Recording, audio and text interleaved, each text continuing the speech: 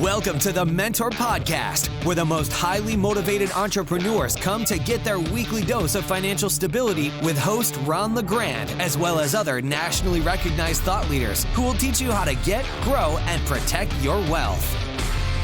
Well, hello, everybody. Welcome to another issue of the Mentor Podcast. Ron LeGrand speaking here. This podcast is dedicated to helping you make more money and keep more of it and retire rich. And our guest today couldn't fall better into that line of thinking. His name is Tom Phelan, and he is the 1031 exchange expert, which is a subject we've been getting a lot of questions on lately. So I thought we'd call in the experts and let him answer them. And that's exactly what's going to happen today. Tom, how are you there? I'm here, Ron. Okay. Tell us who you are and what you do. Okay. Well, first, I want to thank you, Ron, for having me on as a guest. And I do believe what I have to say in a positive way can dramatically affect your real estate clients and people's goals. My name is Tom Phelan, and I've been active in real estate as an investor for over 30 years. I've been actively involved in the world of 1031 exchanging since the late 1990s and represented a major 1031 exchange intermediary that offered its services in all 50 states. I have been a state-certified instructor for realtors for 1031 exchanging in Arizona, California, Colorado, Florida, Minnesota, Wyoming. And during those 25 years, I've heard many inspirational stories about 1031 exchanging. And conversely, I've heard many horror stories because an investor did not take advantage of 1031 exchanging because he or she simply did not know how it works or were not given any advice by a realtor. And I will end it with this, Ron. Simply put, I feel the 1031 exchange is the most misunderstood, misrepresented, and underutilized real estate tax avoidance tool in America today. And I would agree. Yeah. Yeah. Sound like my words. Exactly. In fact, what we're going to talk about today is literally how you can sell your real estate and never pay taxes on it for as long as you live, which can't hurt but help you grow your wealth. So, Tom, do you have anything you want to interject before I start quizzing you here? Well, it's just one kind of a tidbit. People often ask, what is a 1031 exchange? I like to say it's a loan made to you from Uncle Sam without any demand for repayment. It is interest-free, and under the proper conditions as a taxpayer, you never have to pay back the loan. Well, so, Ron, how many people would jump at that? You know I'm going to steal that, right? Yeah. A loan from the IRS. I like that. Yeah. Yep. All right. Okay, so I guess we probably ought to start with the simple rules to make sure everybody knows what an exchange is, because some people actually think we got to swap properties. So let's cover that, and then the 45-180 thing, and then I'm going to get some questions in here. Okay. Well, in an exchange, first of all, it has to be an investment property. A lot of people think they lived in a house, they can do that. That's another section of the IRS. However, you can convert a residence you live in into an investment property, and that is more in detail in a course or what have you. Well, give us a quick down and dirty on that. Okay. Well, you have to have moved out of your residence, rented it for fair market value for at least a year, 18 months, 2 years is better, and it will convert it into an exchangeable property. Now, someone may say, well, why would I do that? I have a $500,000 exemption. Right. My husband and I, we've lived in this house for 30 years. I've seen cases they paid $500,000, their house is worth $2.5 million 30 years later. Right. They may actually want to move out, convert that to a rental, and then exchange it. Right. That makes sense. Yeah, it could huge tax impact. All right. Now, the 45 days is to identify property, and people confuse this. It's 45 days beginning the day they close on the property they're selling. That's called the relinquished property. Mm-hmm. It's not while it's in escrow or it's getting appraised or what have you. It's the day the hammer falls and the closing takes place. Mm-hmm. They have to set up the exchange prior to that so that the intermediary handles and houses the money. And I just heard you say you are one of those? No, I'm not an intermediary. No. Okay. Not at all. I will give at the end the Federation of Intermediaries. If someone wants to contact them and they can say what's in their state or who they recommend, and that's an organization of 1031 exchange intermediaries. Okay. So the point you just made is you better not even put this thing under contract until you've contacted an intermediary to tell you how to do it correctly. I would agree there. And the best news, Ron, is it's free. Every intermediary I know will talk to you at length about your particular situation and give you advice, hold your hand all along the way. Okay. All right, so I got 45 days after I close to do what? Identify properties. It's a little tricky here. If you identify 3 or less properties, there are no other provisions that might come into effect. And you must close in a total of 180 days, 1 or 2 or 3 of those properties you have identified. Now, identified can get tricky. That means you've communicated it to the intermediary. It's not written down on a list. It's not because a realtor drove you by and you looked at the house. That's not identifying it. It means you have communicated that, writing, email, fax, whatever, to the intermediary as an identified property. Even better, have it under contract, huh? Well, I would say yes. Once you go to identify, yeah, I would not identify a property I didn't have under contract because it could fall out, as you know, it could be sold, what have you. Again, with intermediaries interjection. Okay. Yes.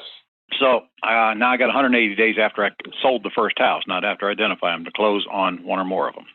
All right? Yes, you have 180 days total. And the worst case is if I don't do either one of those 2, I just fall out of exchange and pay my taxes. Correct? That's it. Yeah, there's no penalty. You just simply face a tax bill, possible tax bill. Right. All right. So one of my questions is there any rule that says how long I should own it before I sell the exchange property? The first one. I know it's got to be investment property, which means it's going to work for flippers. Yes. Right. Yes. It must be an investment property. And no, there's nothing codified or by statute, but by TAMs, tax advice memorandums, or PLRs, private letter rulings. It has been kind of established a year is minimum. Okay. So it's at least a year. Well, it's in court decisions that have come down, tax court decisions, but it's not in the code. And if it's a house, it should have a tenant in it during that time to call it an investment property, or not? No. You don't need to have it rented, but you must make a good faith effort. Okay? So they could scrutinize that IRS. If it was like you had a cousin living in it for free or whatever, that wouldn't fly. I don't know why anybody would want to sit it vacant for a year anyway, but we need to lay out occasionally people do. Down here in Key West, they buy very expensive commercial properties, and they could care less. They sit on them for a year or two, see which way it's going to go. Yeah, same thing would be true for land. Yep, good example. We better clarify. We got to stay within real estate. Can't get outside of real estate because they did away with that in 2008, right? Real estate. But real estate, like kind, is very, very generous. It could be a single-family home, for an apartment house, to a lot, to a lease, to water rights. It's pretty encompassing, but it is real estate. That is correct. Correct. Can't exchange a house for a jet, huh? Nope. You can't even exchange a jet anymore. That was one of the changes. You probably, if you have one, you know. I did that 3 times, and now you can't. No, you cannot. Okay, so got that one out of the way, at least a year. And now, here's the big question that I'm afraid I've been teaching incorrectly, so I want you to clear it up. Let's say I got a $300,000 house and I'm selling it, and now I get $75,000 in cash out of it. How much value can I exchange into? So I sold a $300,000 house. Is there a limit on how much I can buy, or how many properties, how much in value I can buy with that $75,000? For not being taxed, no. But let me clarify that. If you have $75,000, am I assuming correctly you had a mortgage for the remaining 2 1/4? No, sold the property, and I only got $75,000 in cash, regardless of what underlying. Okay, you have it, but the value was $300,000. Yes. Okay, you have to exchange into $300,000. Okay, but can I exchange into $600,000? Yes. $900,000. $1 million, $1 zillion. Yes. Okay, so you're telling me then. And you can add cash. To it. So let's say you had the $75,000, but you needed $100,500 down. You could go into something for $450,000 or $600,000 and add $75,000 to meet down payment. You can always add. All right.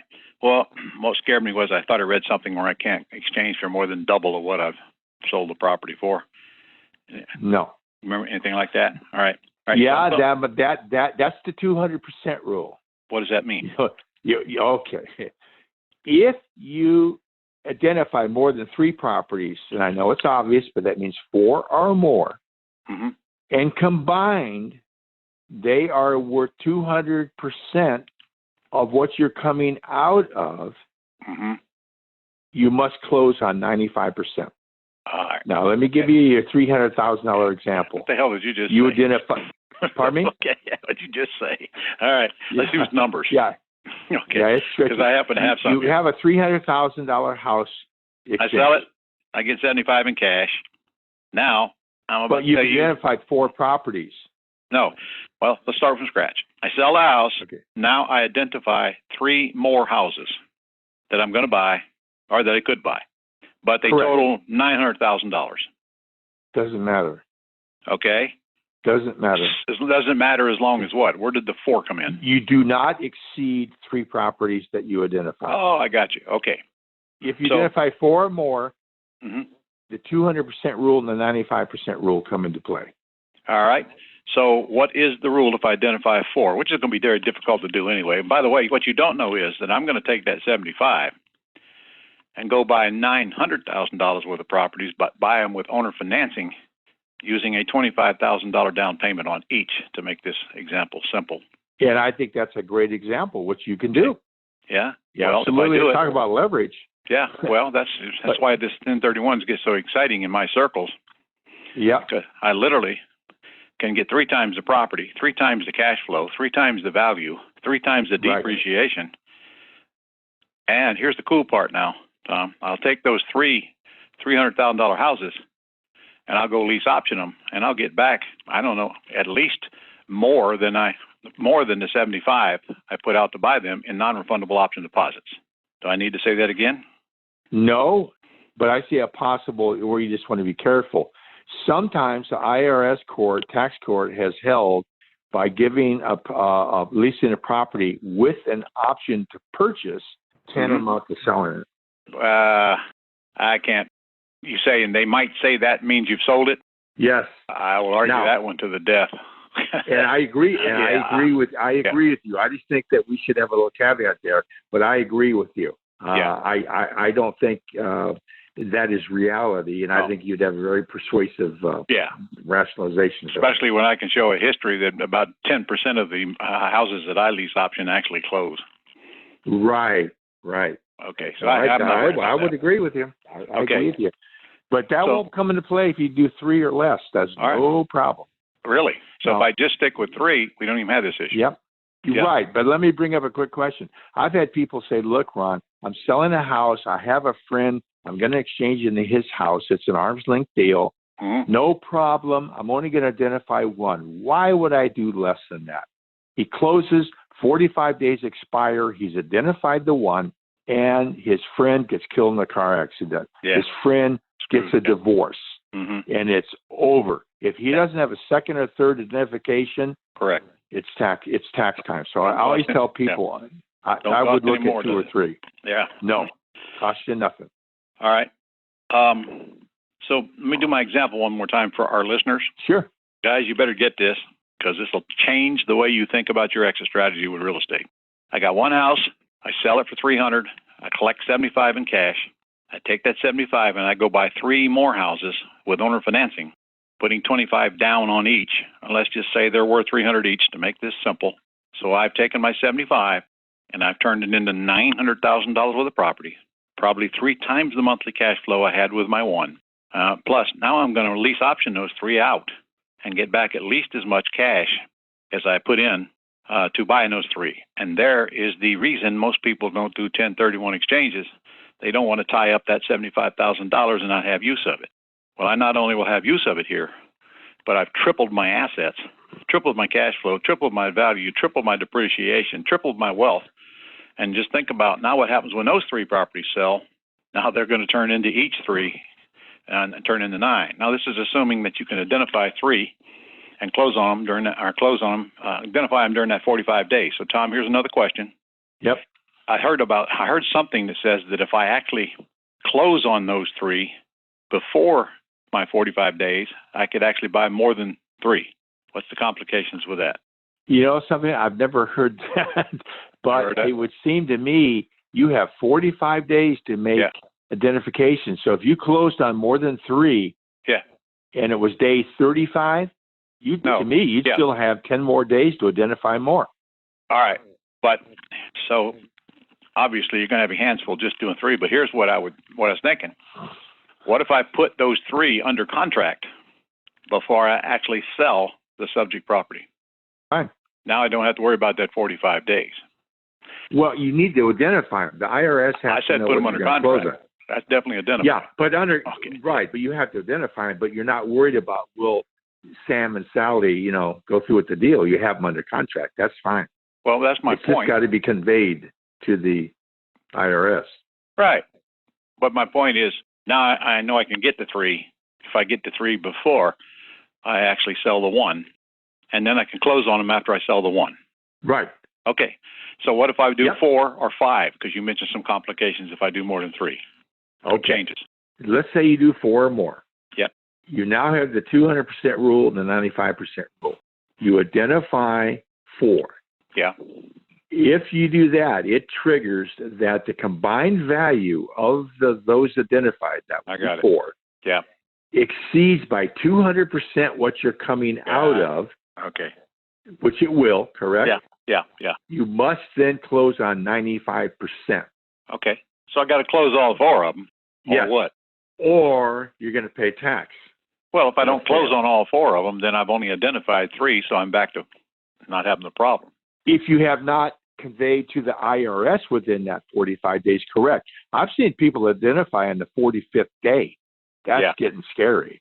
But I've seen that, okay? So if you have 3 tucked away and you get a 4th and you can't get it, okay, but you can't close on them during that 45 days, meaning that it's a closed deal. Yep. And still have some out there hanging, because the only way that works is you close on your property. Yeah. And well, look, now close on the other. This is getting too complicated for this conversation, so I'm going to say, if you want to do that, and if you even have a clue what we just said, then get a hold of your intermediary and have the discussion with it. All right? Yes, we'll have a follow-up, because I think that's a very provocative wait till you see these numbers. It's going to hit you about 3 a.m. But here's the deal. See, in my world, we go out and buy properties on terms, and we buy them with nothing down all the time. Yeah. So now we're going to have to actually throw money at people. So if I can buy 3 with nothing down, who knows? Maybe I can buy 6 with that $75,000 instead of 3. That's the point. Yes. Okay. Yep. Especially if I identify them before I close on the first one. All right. Enough on that right now. The $75,000 that I got out of my first house. Okay. I got 75 in cash, but does it matter how much of that is profit or not? Only for establishing the basis for the houses you replace, the houses that are replacement properties. That basis will transfer. Okay. So based on your profit. All right. Well, speaking of that, if I keep doing this with these houses until I die, I heard that my kids could actually get stepped up basis if they inherit the house. Ron, it's one of the only things in the world you could beat Uncle Sam. You die, your kids inherit on a stepped up basis. Well, we better make sure they don't get this podcast, eh? Right. Okay. That is right. Now, if they inherited, and I think foolishly went out and liquidated them all the next day, there could be tax consequences. But it starts with the existing value of the properties when they inherit the properties. It's beautiful. It is beautiful. It's beautiful. All right. Yeah. All right. So now, let's say I've got 3 properties in my example, and I've collected $75,000 from those 3 on lease option deposits. Mm-hmm. All right. Is there any restrictions on what I can do with that money at all? No, there isn't until if they exercise the option, then it would come into play, and they actually close the house and you no longer owned it. Well, you'd either be looking at another exchange. But while you have that and they have not exercised the option, Yep. You can do whatever you want. You can't do other exchanges because you don't have a property to exchange out of. Well, but yeah, you could take it and buy 3 more properties. Well, I'll clarify what you just said. I can't, if they cash me out, of course I can take that and do 3 more properties, yes. Now that deposit is, of course, if they move, now I get to keep the deposit, but I'll definitely have to call that income, won't I? Yeah, eventually it's going to go against your basis. That is, to me, it would have to be clarified. But yeah, yes, it's not going to be like a freebie. That's not going to go against your basis. I'm sure that because once they default on that money no longer has anything to do with that property as far as I think it would be. I think it'd be income. At least it's long-term capital gain by that time. Yes. All right. Okay. So I can use all my 75 cash, and I can do whatever the hell I want to do with that money I got out of them lease option deposits. All right. Yes. Okay. So talk to me. What are some of the biggest mistakes people make, other than not doing exchanges? What are some of the biggest mistakes they make? Well, this is so basic or rudimentary, but they don't seek advice of should I do it or shouldn't I do it. I've heard many times, well, I couldn't have done one anyway, and I just ran into one here in Key West. He sold the building for $2.6 million, and because he had partners, 2 of the 4 were bailing out, one to be cashed out. He says, I can't do an exchange, and he could. It's complicated, but he could to protect his share. So they don't seek advice prior to just throwing in the towel, let's say. Yeah. Another one, it's a classic, is I've had a property I paid $500,000 for it, good years, bad years, and I'm dumping this thing. Maybe it's in a city that's had blight, whatever, and it's only worth $500.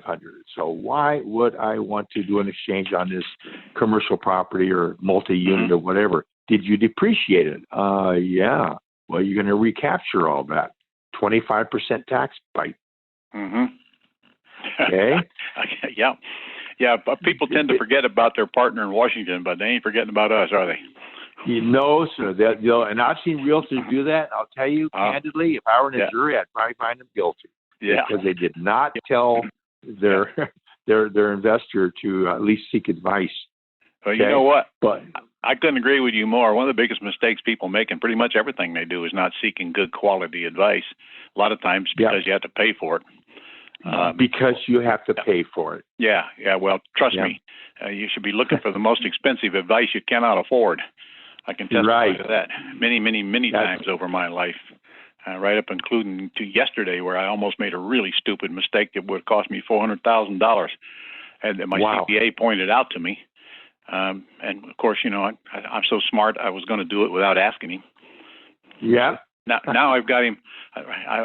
He's got a program where every month he's going to send me an email and he's going to ask me, okay, what are you planning to do this month that's stupid? to remind me, I better check with him from time to time.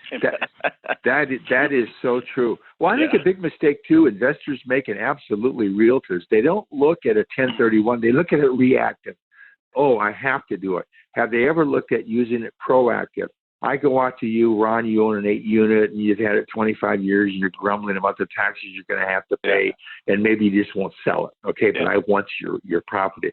And I explained to you the basics of a 1031 exchange. Say, Ron, what if you went into a little single-family home, you put your grandmother in, she rented it, fair market value, whatever, life's good, you get out of this thing, no more managing a multi-unit, yada, yada, yada. And the person says, okay, that's a good idea. I didn't know that. Okay, well, let's talk to me about selling it or buying it.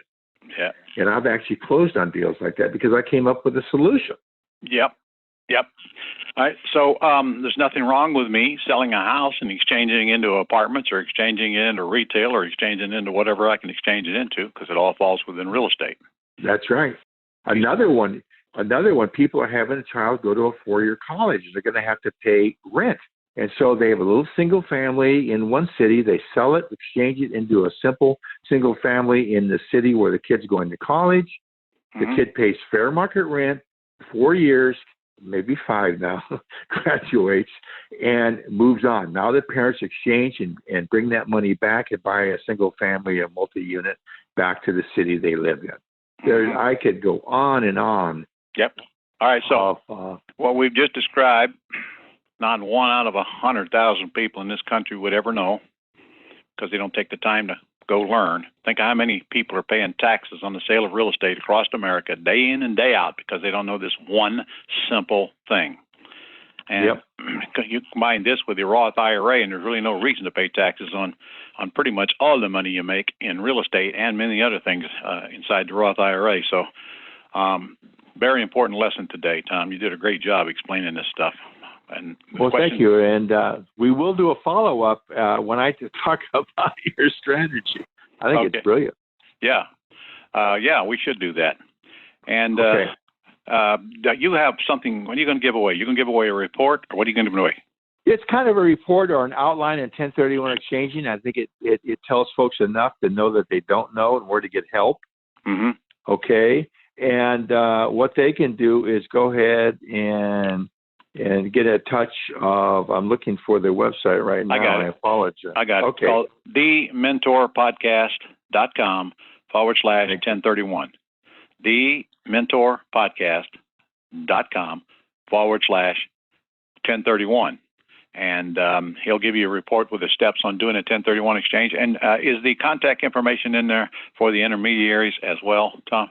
Yeah, what I'll do is have the email list for the Federation of Exchange Accommodators, because I don't want to be, thought of as I favor someone or whatever. It tells you what to look for and why to look for them and who belongs to it and whatever. I think that's the fairest way. Yes, that contact information is in the book. The report. And probably, guys, you better do a little bit of homework on that, because there has been intermediaries that's taken off with people's money. Are gone broke. Yeah, absolutely. That'd be a bad hair day for you. So make sure you're dealing with somebody that's reputable. All right. Bonded and insured, and they can get it. Not all of them have it, but they can be bonded. Yeah. All right. Well, I appreciate you taking the time, sir. And you're welcome. Thank you, everybody, for listening. This could be one of the most important podcasts you've ever listened to if you're going to do anything about selling real estate. And if you think about it, it'll very well change your attitude. Because I've been preaching all my life, the longer you own a house, the more money you'll make. I may have to rethink that with this multiple exchange thing that we just discussed. Because anytime I can turn one property into 3 properties, I can't see how I'm going to do better than that. So still, same business, got to learn how to buy them right, got to learn how to buy them with owner financing, got to learn how to put tenant buyers in there and get a lot of money from them. But now the only thing that's changed is our exit strategy. And by the way, same thing applies to commercial properties. For you guys that have those, geez, if you're selling an apartment complex or a strip center or whatever, man, make sure you understand the 1031 exchanges. All you got to do is figure out how to get that money back that you're putting out, and assuming you even need to get it back. So a lot of things to think about, and we just touched on it here, haven't we, Tom? There's a whole lot more to learn if one wants to get deeply into it. Well, thanks, everybody, for listening. We'll see you on the next Mentor Podcast. That's all for this edition of the Mentor Podcast. To connect with Ron and learn how you can attain financial freedom, as well as up-to-date strategies to grow and protect your wealth based on today's discussion, go to www.connectwiththementor.com.